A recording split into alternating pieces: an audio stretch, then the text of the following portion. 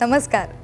भविष्यावर बोलू का या कार्यक्रमात मी संपरा सगळ्यांचं स्वागत करते आणि या कार्यक्रमात मार्गदर्शनासाठी उपस्थित राशीचक्रकार शरदजी उपाध्ये यांचंही मनापासून स्वागत करते. वधूवर गुणमेलन हे आपण कुंडलीचा अभ्यास करून पत्रिकांवर लक्ष टाकून कसं आपल्याला अभ्यासता येतं हे जाणून घेतलं. पण अजून कितीतरी मुद्दे आहेत ना माझ्या मनात, तुमच्या मनात. म्हणूनच आपण याविषयी चर्चा करत राहणार आहोत. आणि आज खास चर्चेसाठी विषय निवडलाय तो म्हणजे आपल्या सगळ्यांच्याच मनातला की एक नाड दोष म्हणजे नेमकं काय असतं. आणि एक नाड दोष का एक नाडी दोष हे सुद्धा आपण शाब्दिक गुंत्यात खूप अडकत जातो. जाणून घेऊया थेट शरदजींशीच बोलू.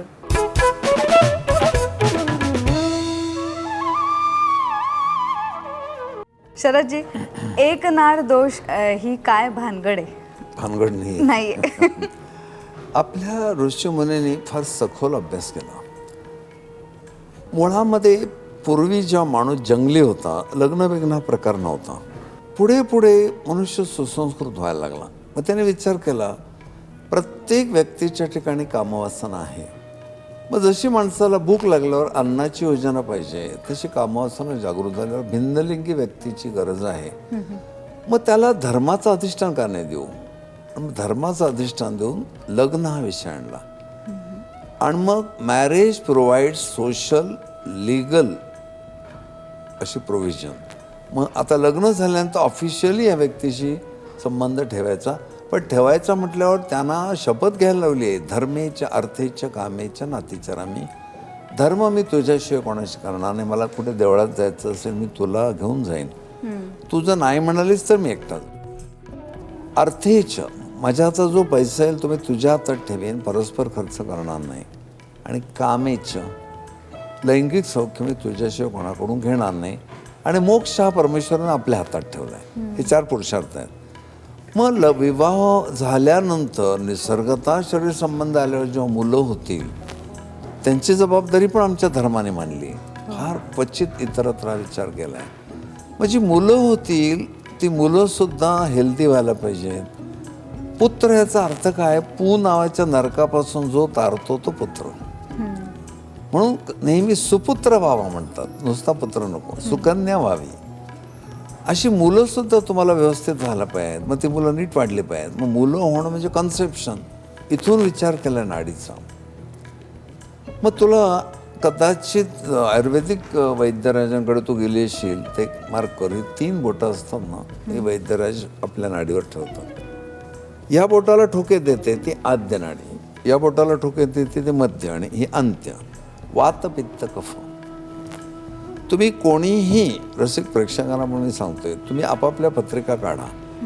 तुमची नाडी जर आद्य असेल तर तुमची प्रकृती वातकारक असलीच पाहिजे. मध्यनाडी असेल तर पित्तकारक असली पाहिजे, शेंगदाणे खाल्ले की पित्त. आणि कफकारक असेल तर आईस्क्रीम जरासं खाल्लं की बाकीच्यांना काय होत नाही. ह्यानाच का होतं? बॉडीची ठेवण आहे. म्हणजे नाडी म्हणजे प्रकृती आणि गण म्हणजे स्वभाव. मग एकाच नाडीचे वधूवर जे असतात त्यांच्या शरीर संबंधातनं जेव्हा गर्भधारणा होते, एक तर तो मिसकॅरेज तरी होतं, कन्सेप्शनच न होणं हे घडतं. आणि कधी कधी ठीक आहे नवरा बायको दोघांच्या पत्रिका चांगल्या आहेत तर ते बाळ जीन्स असे घेऊन येतं की पुढच्या पिढीत तो दोष होतो. 3rd जनरेशनपर्यंत हा दोष मानलेला आहे. मग नाडी म्हणजे प्रकृती, वात पित्त कफ. आणि समान नाडीच्या वधूवरांना म्हणून लग्न करायला परवानगी नाही. ज्योतिर्मय योग, सुलभ ज्योतिषशास्त्री जे अधिकारी ग्रंथ आहेत त्याच्यात स्पष्ट लिहिले एक राड दोष असता विवाह सर्वथा ॲट एनी कॉस्ट वर्ज करावा. संततीच्या सुखासाठी एवढा विचार आमच्या पूर्वजांनी केला. बापरे. म्हणजे विज्ञानालाच त्यांनी धर्माचं आवरण देऊन आपल्यापर्यंत पोहोचवलं आणि आपण फक्त पुराण धर्म म्हणून ते बाजूला टाकायला लागलो. एक नाड दोष आल्यानंतर एक नाड असं ते आता प्रचलित झाले, तर याला काही उपाय सुद्धा असतील का? एक नाडी दोषाला पर्याय नाही. बाकी कसं शांती करून अमुक करून वगैरे. एक नाडी दोषाला पर्यायच नाही. पण आणखी नाजूक गोष्ट तुला सांगून ठेवतो. संशोधन पण झाले अलीकडे. समान नाडीच्या वधूवरांना आकर्षण पण वाटत नाही एकमेकाविषयी. एक नाडीमध्ये असं म्हटलंय काहीतरी असं घडतं की त्याला आकर्षणच नाहीच होतं. आणि आकर्षण वाटण्यासाठी स्वतःच्या मनात एक इमेज असते की माझा जोडीदार असा असा मला आवडतो, कोणाला काय आवडेल, मग ते सगळं मोठे लिस्ट वाचायने पण दिले. पण ती नाडी एक असेल तर मग आकर्षण नसताना नाईलाज म्हणून शरीर संबंध केल्याने मुलामध्ये तो दोष येतो. म्हणून समागम करताना व्यक्तीच्या मनात काय आहे हे फार महत्त्वाचं आहे. आणि ती गुरुचरित्रासारख्या धार्मिक ग्रंथात त्याने दिले, अंतःकरण दूषित असू नये, मन प्रसन्न असावं, चांगले विचार मनात ठेवून शरीर संबंध करावे, मूल हेल्दी होतं. मग आता हा एकनाड दोष आहे, त्याच्या बरोबरीने आणखीन कोणते कोणते गुण जे नाही जमले की खूपच डेंजरस आहे? म्हणजे मगाशी तुम्ही बोलता बोलता एक चर्चेत उदाहरण दिलं की एका बाईला अपत्यच नको होतं, मला नसलं तरी चालेल पण मी संसार करेन. तर या एका तुमच्या अनुभवाबद्दल सांगा. सप्तपदी हा जो कार्यक्रम आहे माझा, जो वर्कशॉप म्हटलं मी तुला, 10 ते 6 या मुलांना मी गाईड करून, तिथे एक मुलगा मुलगी, मला शंका आली ह्यांचं ऑलरेडी जमले आणि हे आले, तर मी आधीच सांगितलं होतं ज्यांनी ठरवलं स्वतःचं त्यांनी येऊ नका, कारण मग इथे तुम्हाला एक नाड वगैरे कळते आणि मग प्रॉब्लेम होतो. तर ती मुलगी ते मुलगा त्यांनी सरळ ओळख करून देताना मान्य केलं की आमच्या दोघांचं प्रेम आहे, आम्ही दोघांनी लग्न करायचं ठरवलं आहे, पण आम्ही आलो अशासाठी की आम्हाला खूप आवडतं ऐकायला तुम्ही काय सांगता. तर तुम्ही आता हा जो दोष सांगितला तो मलाही पडतो की मला असं व्यंगपूर्ण मूल नको, तर आम्ही दोघे लग्न करणारच, पण मूल नको आहे ना. आता हे ऐकल्यावर मी ठरवलं ॲडॉप्ट करायचं आणि मी दत्तक मूल घेऊन संसार करीन, एका जीवाचा पण उद्धार होईल, पण माझी पूर्ण इन्व्हॉल्वमेंट ह्या माणसात आहे. मला बाकी मुलं बिला मग तुम्हाला आता विचार करायचा नाही, ह्याच्याशिवाय मी कोणाला वर्ण शक्य नाही. मी त्याला माझ्या हृदयात बसवलं आहे, रिप्लेसमेंट शक्य नाही असं ठरवून त्या मुलीने निर्णय घेतला. पुढे काय झालं मला माहिती नाही, कारण तेवढ्यापुरता माझा संबंध येतो. अशाही मुली आहेत. किंवा एखादा विधूर आहे, त्याला 2 मुलं आहेत, एखादी विधवा आहे, त्याला 2-3 मुलं आहेत, कंपॅनियनशिपसाठी लग्न करायचं, सहवास सौख्यासाठी, पण निश्चितपणे अपत्य होऊ द्यायचं नाही आहे, मग कशाला एक नाड बघायची. असं घडलं. अतिशय सुंदर मुलगी दिसायला, पण सर्वांगावर कोड, गालावर वगैरे पांढरा, तर तिचं कोडवाल्याशीच प्रेम जमलं. आणि ते म्हणाले आपण असं कशाला उगीच एखाद्या मुलाला जन्म द्यायचा, त्याच्यामध्ये पुन्हा कोड येईल. तर त्या मुलीने विवाहापूर्वी ऑपरेशन करून घेतलं संततीनं होण्यासाठी. दोघे आनंदात राहतात. तिथे एक नाड बघायची गरज नाही. पण याच बरोबरीने या संबंधात जे ग्रहस्थानं आपल्याकडे दिली जातात, तर कुठल्या ग्रहस्थानावरनं समजतं की एक नाड दोष आहे? एक नाड दोष स्थानावरून नाही कळत. तर प्रत्येक नक्षत्राची नाडी आहे पंचांगामध्ये 8 पान जर काढलं तर अश्विनी नक्षत्र, मग त्याची नाडी कुठली, योनी कुठली, गण कुठला, आराध्य वृक्ष कुठला, प्रत्येकाचं 27 नक्षत्राचं दिलेलं आहे. नक्षत्रावरनं नाडी कळते, स्थानावरून नाही. बर. आणि म्हणून नाक्षत्रीय फलादेश असा शब्द आलाय बा. गुणमेलन आम्ही जे करतो ते नक्षत्रांचं करतो. मग तू म्हणशील राशी आणि नक्षत्र याच्यात फरक काय? तर एखादा मनुष्य जेव्हा म्हणतो की मी मुंबईत राहतो, ती राशी झाली. पण आम्ही म्हणतो मुंबईत कुठे राहता, आणि तो जेव्हा सांगतो की मी मलबार हिलवर राहतो, मग ते नक्षत्र वेगळं. परळ म्हटलं तर आपल्याला कळतं थोडं वेगळं आहे, आर्थिक आहे. दादरला राहिला मध्यमवर्गीय. तसं मेष राशी तडफदार, पण मेषातलं अश्विनी नक्षत्र जेवढं तडफदार तेवढं भरणी नाही. आणि मेष भरणी कृत्तिका 2.25 नक्षत्र असतात. कृत्तिकेचं वर्णन वेगळं. म्हणून राशीवरून मी स्वभाव सांगतोय, ढोबळ मानाचे असतात. रामायण काळी राशी नव्हत्या, नक्षत्रच होते. तर नक्षत्र कुठलं यावर लगेच नाडी कळते. पंचांगामध्ये काढावं तरी 27 नक्षत्राची सगळे नाड्या वगैरे दिलेल्या आहेत. म्हणून नक्षत्रांना फलादेश द्यावा. पण ज्या वेळेला पत्रिका पाहिली जाते आणि मग लग्न जुळतं का नाही हे ठरवलं जातं, त्यावेळेला इतकी कारणमीमांसा दिली जात नाही. त्यामुळे विश्वास ठेवायचा की नाही याचा प्रश्न पडतो. कारणमीमांसा दिली जात नाही याचं कारण लग्नाची घाई भटजी असते, फुलवाल्याला असते, हॉलवाल्याला असते, वरमाय असते, तिला असते. मुलामुलींचा विचारच कोणी करत नाही. मुलगी उजवून टाकायची असं नाही. म्हणूनच आपण हे गैरसमज दूर होतात, मग आनंद होतो. आपण पुढच्या मुद्द्यांकडे वळूया. आपण मला तुझे आभार मानले पाहिजेत. गुरुचरित्रात जसं ते नामधारकाला सिद्ध सांगतात, अरे तू माझा बोध समुद्र उचंबळलास, तसं तुझ्या प्रश्नाने मला एक एक आणखी आतलं बाहेर येते. तर मी तुझे सगळ्यांतर्फे आभार मानतो. आणि आज आपण चर्चेसाठी जो विषय हाताळतोय, एक नाड दोष, याविषयी जाणून घेऊया. आणखीन पुढची विस्तृत चर्चा होणं महत्त्वाचं आहे, कारण सुरुवातीला कळलं की याच्यातनं पुढच्या संततीला सुद्धा समस्या निर्माण होऊ शकते. म्हणजे नेमकं काय, हाच प्रश्न मी शरदजींकडे वळवते.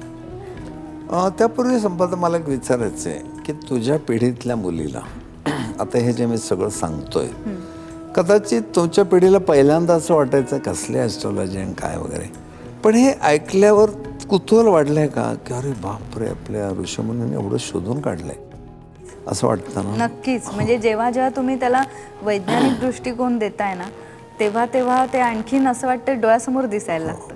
मुळात वैज्ञानिक पातळीवरच ही शास्त्र लिहिली गेली. धार्मिकता थोडी त्यात नंतर आणली.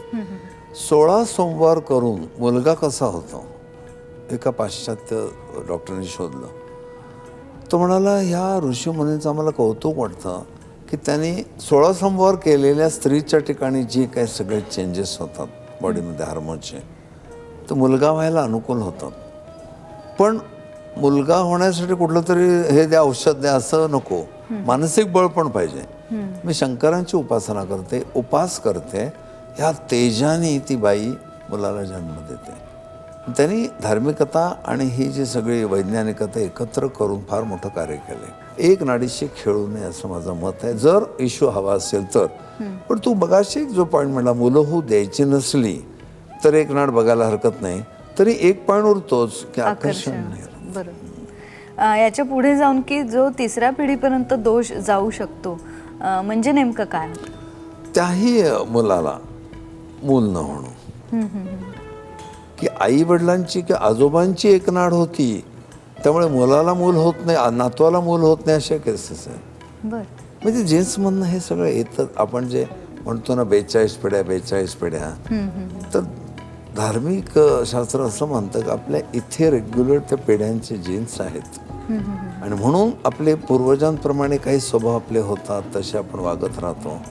लोक म्हणतात तुझ्या फॅमिलीमध्येच हे आहे. हे सगळा विचार शास्त्राने सुद्धा केला असला पाहिजे, त्याशिवाय एक नाडीचा दोष आणला नाही. बरोबर.